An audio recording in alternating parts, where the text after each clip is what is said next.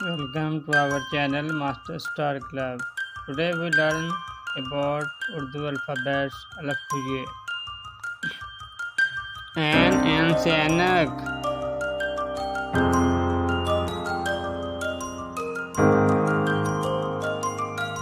Gain से गुब्बारा,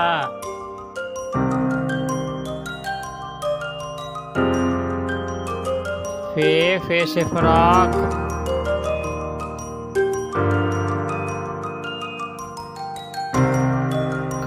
काफ से कैंची,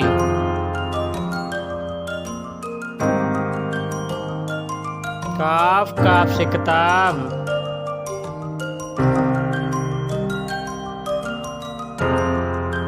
गाफ से गाजर,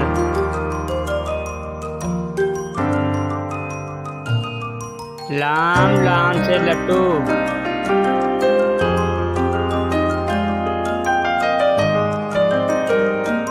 मीम से मोर, नून से नारियल,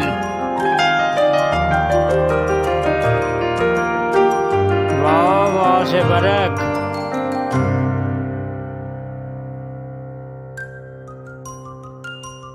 हे से हाथी,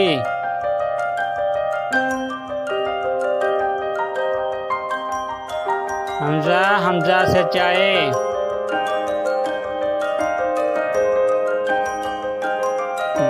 ये से यक्का।